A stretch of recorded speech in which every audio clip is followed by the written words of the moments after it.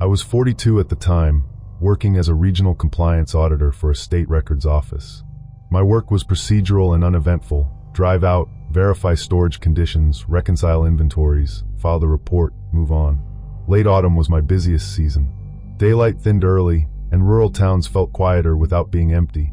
I kept strict schedules because the job rewarded routine.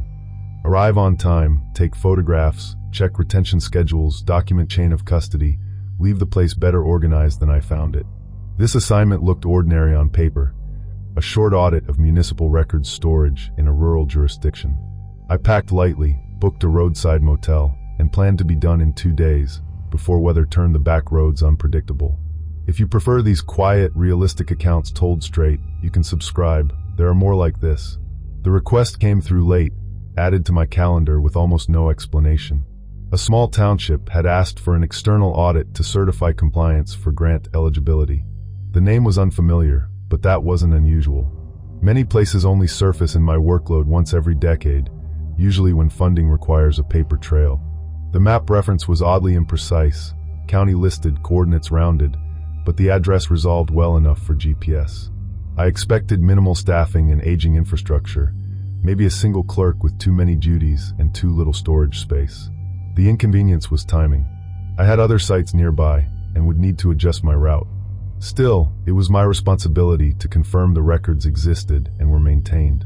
I printed the request, noted the absence of recent inspection history, and flagged it as low priority. The paperwork looked clean, if sparse. I assumed the town was simply behind on administrative updates.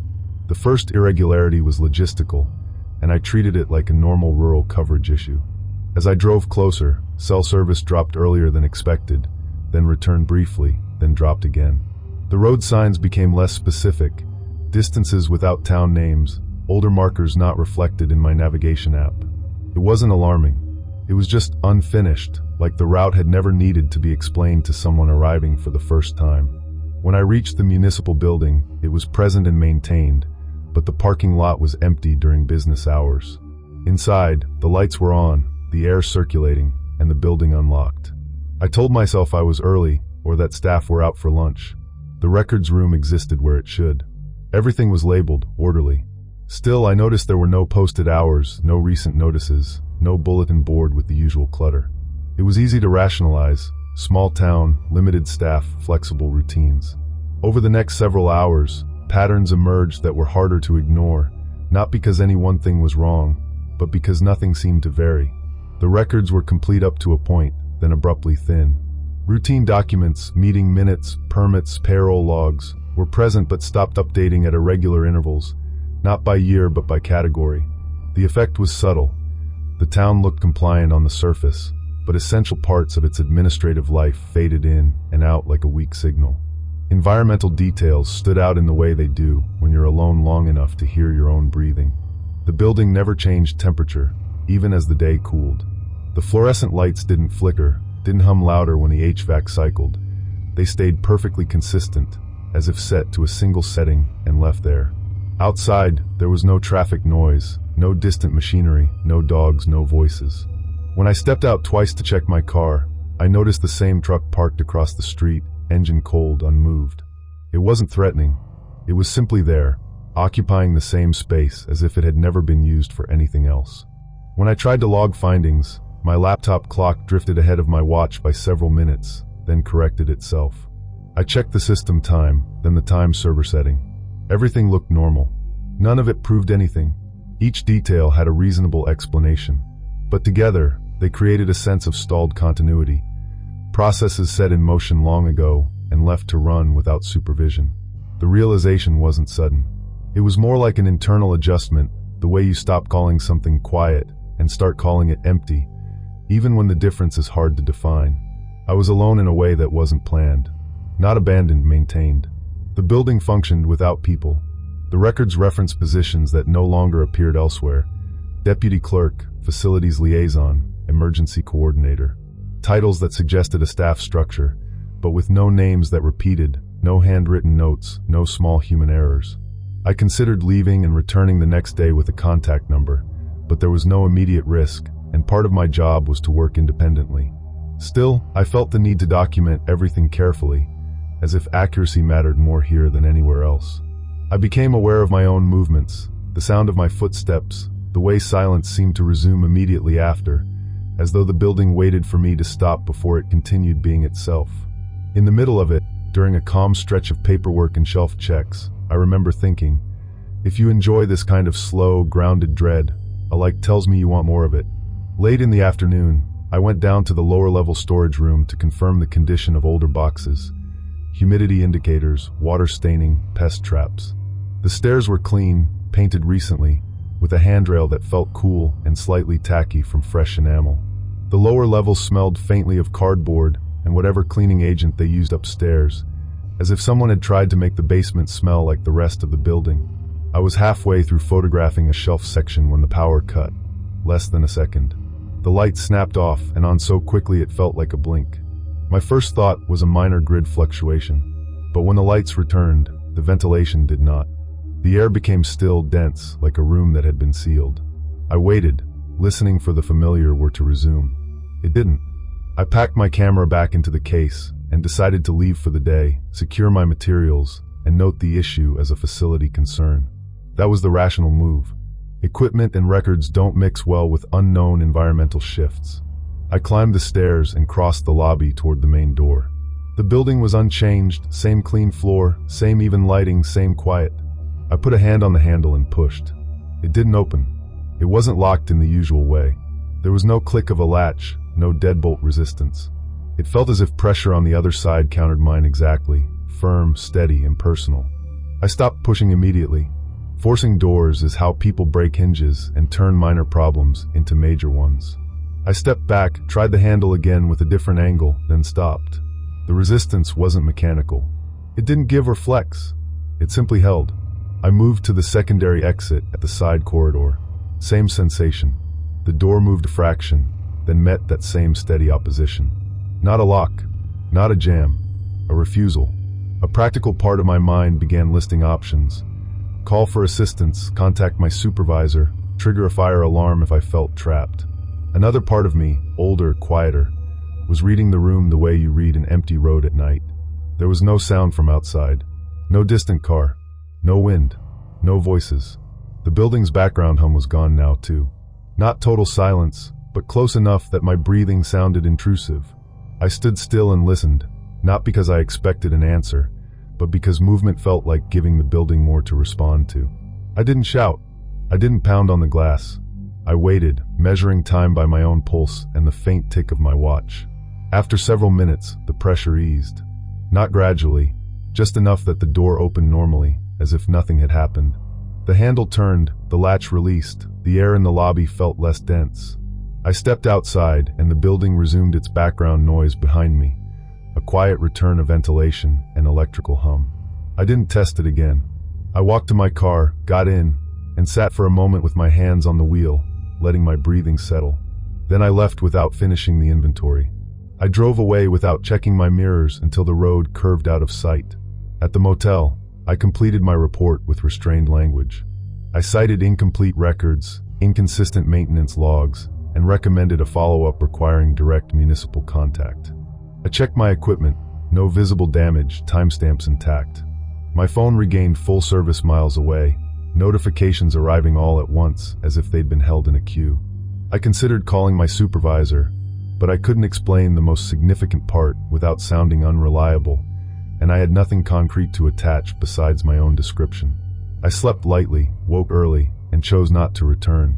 Instead, I documented my departure, noted that access to the facility had become unreliable, and rerouted to my next assignment. Professionally, it was the correct decision. Personally, it felt like closing a door without checking what was behind it. In the weeks that followed, small details resurfaced in ways that felt administrative rather than emotional. The town's name produced inconsistent results in databases, present in funding records, absent in census updates. My submitted report was acknowledged but never followed up.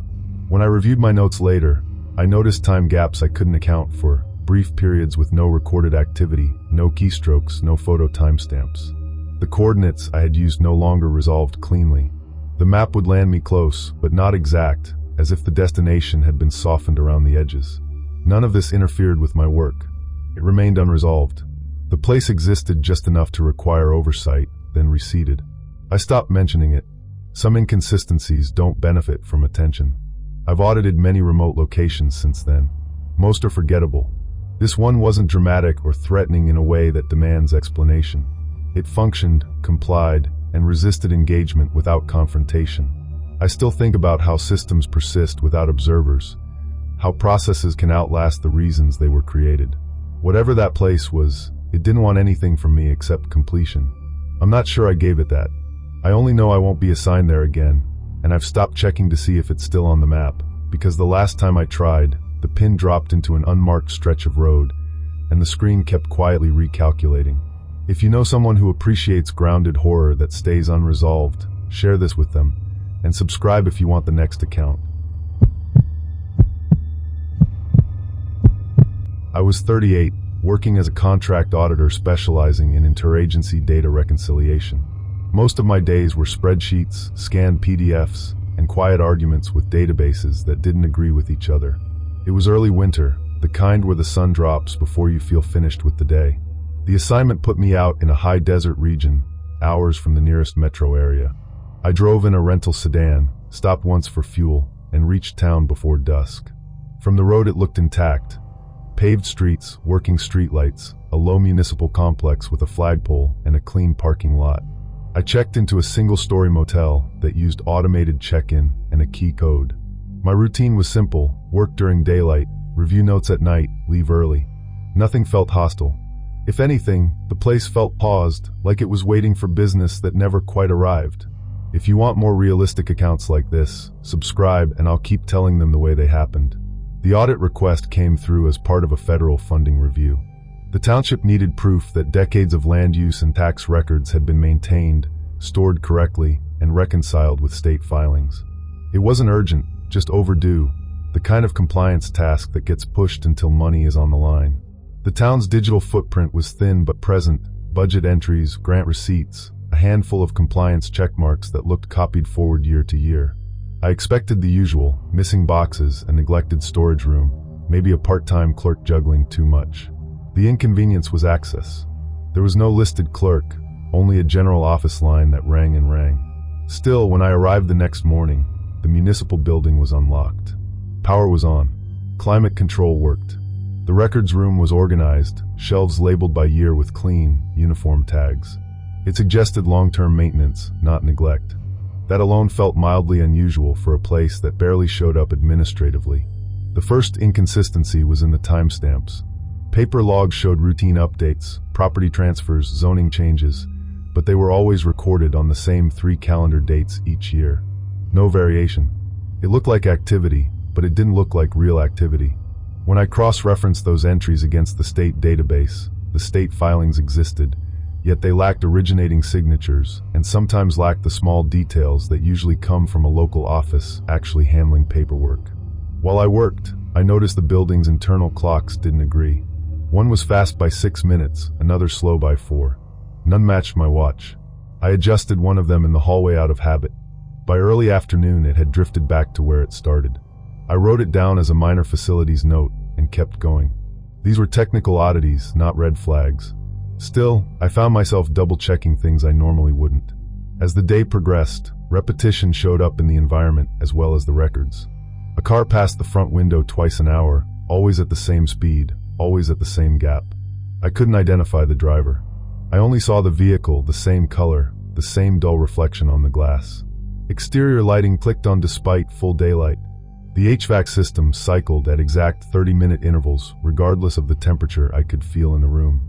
It was steady, not broken, just indifferent. The documents began to look like a maintained display. Some forms had been copied forward year after year, with only headers altered. Entire sections were preserved without any evidence of use. No smudges, no corrections, no stapled addendums. When I stepped outside briefly, the town felt acoustically flat. Wind moved across the street, but nothing answered it. No dogs, no distant engines, no doors closing. My phone showed full signal, yet emails sent from my laptop queued without leaving, as if they were waiting for permission. Each detail alone meant nothing. Together, they suggested a system designed to appear active rather than function organically. I realized I was auditing continuity, not governance. The records didn't reflect a living town. They reflected a maintained version of one. The sensation wasn't fear so much as displacement, like standing inside a model built at full scale, where every surface is finished but nothing is used. I slowed down. I started documenting more carefully than the job required, taking photos of shelf labels, noting which categories thinned out and where the duplication began. I became aware that my presence might be the only unscripted element in the building. The place held my attention in a quiet way, not by pulling me in, but by refusing to give anything back. I felt an urge to leave without finishing, then dismissed it. There was no immediate danger, just a growing sense that the work was observing itself through me. If you enjoy slow burn, realistic horror like this, leave a like. In the mid-afternoon, I moved into a side archive used for deed storage. Older boxes, older paper, the kind of room that usually smells like dust and glue. This one smelled neutral, as if the air had been filtered the same way for years. The lighting was fluorescent, even and bright, with no dead bulbs. I worked steadily, pulling a box, checking the inventory sheet, photographing the label, and placing it back. At some point, the lighting dimmed slightly. Not a power outage, not a flicker, just reduced output, as though someone had lowered a dial. I paused, waited for it to return. It didn't. The room stayed usable, only flatter, the corners less defined. I finished the page I was on, and looked up for the exit sign that should have been over the door. There wasn't one. That struck me as an oversight until I realized there were no other signs either. No emergency map, no illuminated arrows, nothing that suggested anyone had planned for people to leave in a hurry. The door I'd entered through was still there, but it didn't look quite right. The frame no longer sat flush. The seam had widened by a thin, dark line, as if the door had shifted deeper into the wall. I approached carefully and applied light pressure, expecting the latch to catch and then release. The door didn't move. There was no rattle, no give. It was as if the material itself had turned rigid. I tried the handle.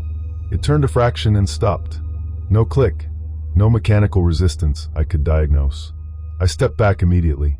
The air felt unchanged, but the silence deepened, like a filter dropping over the room. The hum of the building, ventilation, distant electrical noise seemed reduced. I could hear the soft, internal sounds of my own body, the small noises you don't notice until everything around you stops making any. I didn't force anything.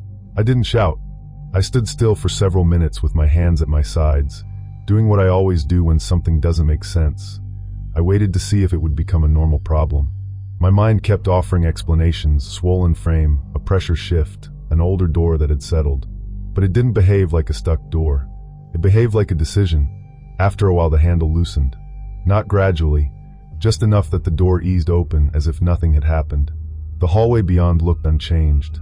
The building's hum seemed to return all at once, quiet but present. I walked out without collecting the remaining materials I'd staged on the table. I didn't go back for them. I moved through the main corridor at a normal pace, because running would have meant admitting something I couldn't prove. Outside, the light level looked normal again. The car I'd seen earlier passed once more, right on schedule, and then it didn't return. I left town without checking out of the motel. I didn't stop for coffee, didn't linger for a final look at the municipal building. On the road, my queued emails sent all at once, as if the connection had been waiting for distance. I filed a partial report that same evening from a gas station with stable service, citing non-standard record practices and incomplete verification due to facility irregularities. I kept the language dry. I didn't include the part that couldn't be measured. No one contacted me for clarification. The assignment was quietly closed in the system 2 weeks later. I received payment without comment. I archived my notes and moved on to the next site. Professionally, the matter was resolved. Personally, it remained unfinished. I didn't pursue it further. Some audits don't fail, they simply end. Months later, I tried to reference the township while training a junior auditor. I pulled up the job to show how duplication can masquerade as compliance. The name triggered errors in our internal system. Budget lines existed, but the entity field was blank, as if the label had been removed while the numbers stayed behind. The coordinates resolved to open land. My original report still existed, but the attached photos no longer displayed metadata. No timestamps, no location tags, no device information, just images stripped down to content. The shelves looked clean. The labels looked real. Nothing in the photos proved anything beyond my presence there. I stopped using it as an example. There was nothing to teach. The records had outlasted their reference point. I still believed the town existed in some functional sense. Funds moved through it. Records were maintained. But function doesn't require presence, only repetition. Whatever I audited was stable enough to pass unnoticed and flexible enough to avoid scrutiny. That may have been the point. I don't feel threatened when I think about it, just aware that some systems are designed to persist without witnesses, and prefer it that way. The last time I tried to locate it again, my map app kept dropping the pin in the same stretch of desert road, and the screen sat there quietly recalculating, as if it couldn't decide what I was asking for. Share this with someone who prefers grounded horror, and subscribe if you want the next account told the same way. I was in my mid-40s, contracted by a regional oversight body to verify emergency management records in underpopulated areas. The work was temporary and practical: confirm logs, confirm storage, leave. It was late spring, mild during the day and cold at night, the kind of season where you can feel the temperature drop as soon as the sun hits the ridge. The location was a mountain-adjacent settlement listed in our system as inactive but incorporated. I drove in on a maintained road that narrowed without warning, 2 lanes becoming one, the shoulder disappearing into gravel. The town itself appeared functional: clean streets, intact signage, public buildings unlocked. I appreciated the lack of distraction. These assignments were usually straightforward. I planned to finish in one day and return to the highway before nightfall. Nothing about the place suggested urgency or decay. It simply existed quietly, without drawing attention. If you prefer these realistic accounts told plainly, you can subscribe for more. The audit request followed a data discrepancy. Emergency response records had been submitted regularly despite no recorded incidents for years. My task was to confirm the logs physically existed and were stored correctly: paper continuity, signatures, storage conditions, retention compliance. The paperwork listed a municipal archive housed in a former school building. I expected outdated filing systems and dust, maybe a locked room and a key held by someone hard to reach. Instead, the archive was climate-controlled and meticulously labeled. The door opened without resistance. The lights came on immediately. The air smelled neutral, filtered. The logs were complete, signed, and sequential. There were no gaps, no torn pages, no coffee stains, none of the human where I normally saw in small-town records. That alone was unusual. Even inactive towns accumulate noise: minor incidents, false alarms, a volunteer crew logging an equipment check. Here, everything was calm, consistent, and untouched. I noted the efficiency and began cross-referencing dates. The job was moving faster than expected, which should have felt like a relief. The first irregularity was repetition. A maintenance inspection appeared multiple times, identical down to the handwriting pressure and the small pause marks where a pen had lifted. The same names signed logs years apart without variation, as if the people hadn't aged or changed their signatures. I told myself it was standardized templates, maybe copied for administrative completeness. Then I noticed the paper itself. Older files didn't feel older. They weren't more brittle. The edges weren't softer. The ink didn't fade.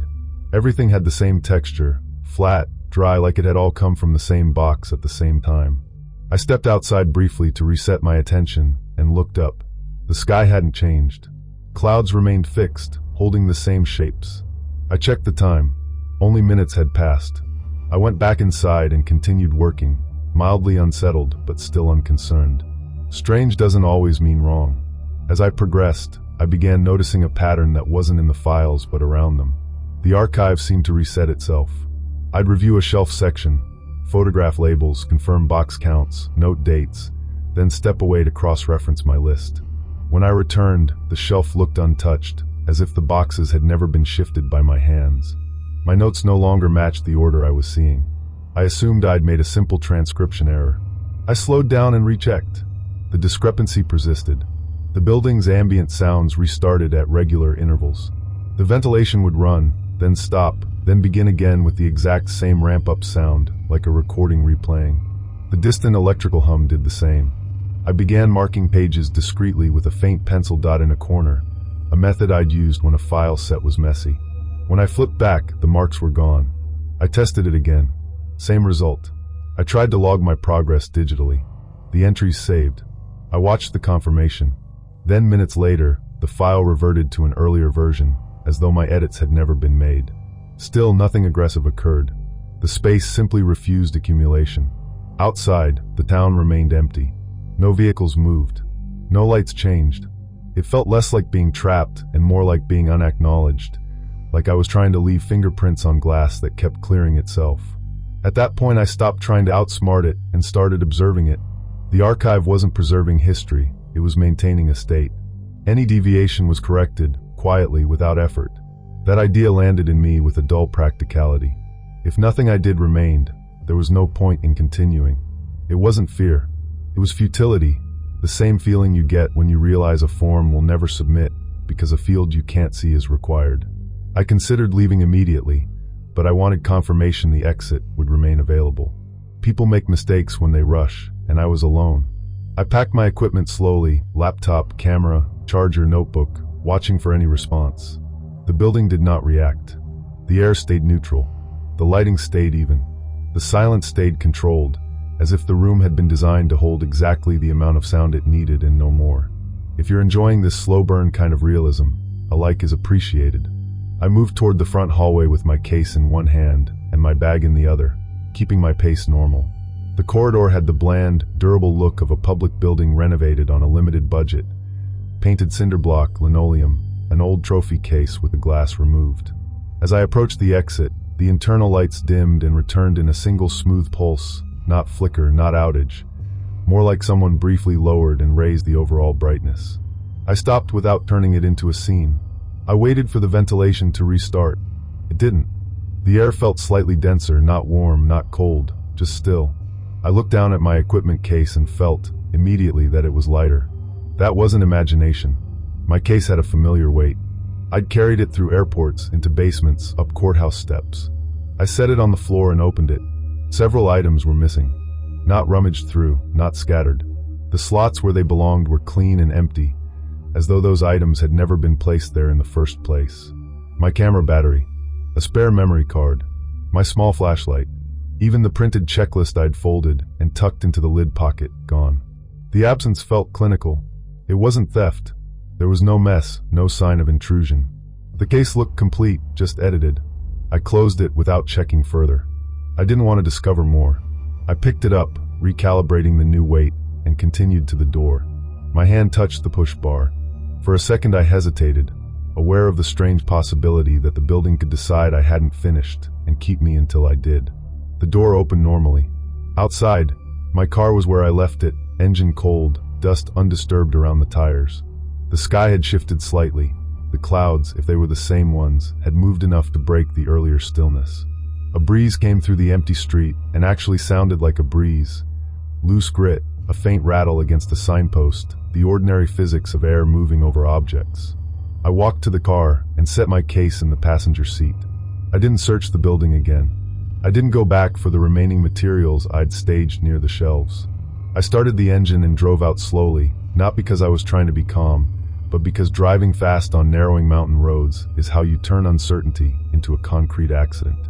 In the rearview mirror, the former school building looked unchanged. No lights went off. No doors swung. Nothing followed. Nothing needed to. I drove until I reached the wider highway, then continued another 20 minutes before I pulled over. I checked my phone. Signal returned in clean, full bars, and the time displayed without hesitation. I opened my laptop in the car and tried to locate the file where I'd logged progress. It was there, but it showed only partial work, earlier entries, missing sections, as if the day had been reduced to what the system was willing to acknowledge. I filed a minimal report that evening stating the records existed, but could not be reliably verified due to environmental inconsistencies. I kept the language neutral and procedural. The report was accepted without question. No follow-up was scheduled. The assignment closed. I returned the equipment, noting missing items as clerical error. No one challenged it. Life resumed. The experience didn't disrupt my work, but it recalibrated my expectations. Not every system is designed for interaction. Later, when I reviewed my calendar, I noticed the day of the audit appeared twice. 2 identical entries, same start time, same location tag. When I clicked one, it vanished. The other remained. I tried to screenshot it, and the image saved as a blank rectangle. The town's name produced conflicting results depending on the database.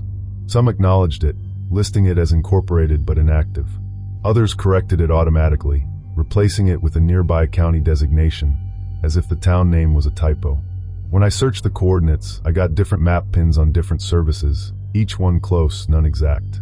I stopped trying to reconcile them. The inconsistency was stable, which felt deliberate. I don't believe the place was dangerous. It simply didn't allow permanence. That may have been its function: records preserved without history, systems without users. I sometimes wonder how many such places exist, maintained just enough to remain eligible, present just enough to be ignored. I did my job as well as I could. The rest was never meant to stay. What I remember most isn't the missing equipment. It's the sensation of holding a case that suddenly weighed less, like part of my day had been removed and the world expected me not to notice. Share this with someone who likes grounded horror told quietly, and subscribe if you want the next account.